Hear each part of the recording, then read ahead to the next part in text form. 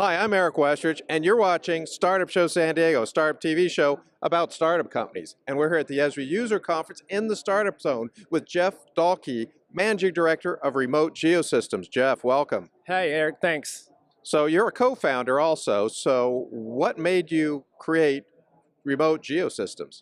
Well, I was working in the geospatial industry, and at that time, this is about 6 years ago, we were getting a lot of requests to find ways to make it easy to put video on a map. And there just weren't a lot of good solutions out there to do that at the time. And still, there's not a whole lot of options for it right now. So what did you decide to do about it? There was what they called the NERC alert in the electric utility industry, and that was in around 2010. Basically, the self-regulating body for the utility industry demanded that all the utilities go out and figure out if their lines were actually built as they were designed. And one of the mechanisms that they could use to determine that was video. And there was no good way to get video into the CAD program at the time used by all the electric utilities. And so we developed a plugin for that utility, or for that CAD program, I should say. And then we knew that we'd be a fairly niche company if that's all we had. So we quickly expanded our offering to Esri, being the big incumbent GIS company on the block.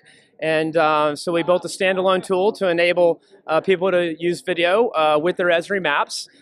Quickly after that, we knew that people were still very much in love with ArcMap as a core tool, and so we decided to develop some capabilities and a plugin to make that possible in ArcMap itself. So as Managing Director, what is capturing your focus? Where are you spending most of your time? What's your most difficult problem? Sure. Well, as a startup, there's always a number of challenges you face. I spend a lot of my time, and being a startup, I still spend a lot of my time interfacing with customers, understanding what it is they're looking for, and how to make our solutions fit their needs as best as possible with the resources we have. You know, that said, there's a lot of different ways we can take our technology, and just trying to figure out the best way to allocate our internal resources to provide the most broad solution to capture the broadest section of market. So matching your resources, prioritize with the challenges, is a tough challenge for you. Yeah. I mean, we can do everything, but we can do anything, but we can't do everything. And certainly not at once. So tell me where Remote Geosystems is now, and personalize results for me. Give me a personal story of an individual or company and how you've changed their lives. Okay. Well, where we are now is, as I said earlier, we started with a very niche product for the utility industry. Right now we have over 7 different desktop titles that span various GIS programs and CAD programs. We've got a cloud solution on the way. So from a product development perspective, we've come quite a long way. We initially just started out working with helicopter pilots that were trying to capture video and get it to the utility companies in a useful fashion. We work with drones now, we work with subsea rovers, we work with rail companies. One customer that comes to mind that I always think is a lot of fun to talk about is we work with the Greenland Institute of Natural Resources, and they came to us looking for a way to more effectively survey and count the narwhal population off the coast of Greenland. So we actually took one of our core hardware products. I guess I didn't even mention that, but we do have a hardware piece. It's a geospatial digital recorder, what we call the GeoDVR. We actually customized that to meet the needs that they had, which are fair to say a bit outside the needs of our core base at the time.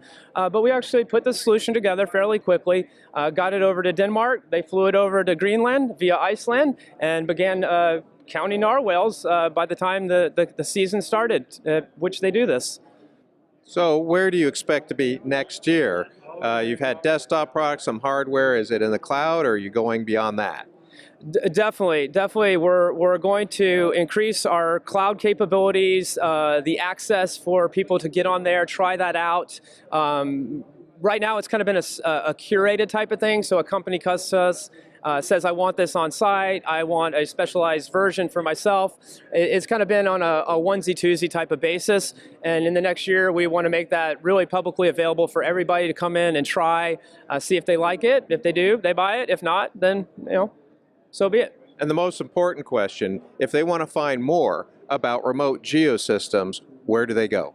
Well, obviously, the web, www.remotegeo.com.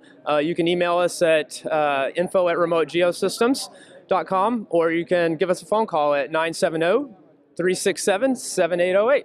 Well, thank you for what you do, Thank you, Eric. I appreciate it. and thank you for watching.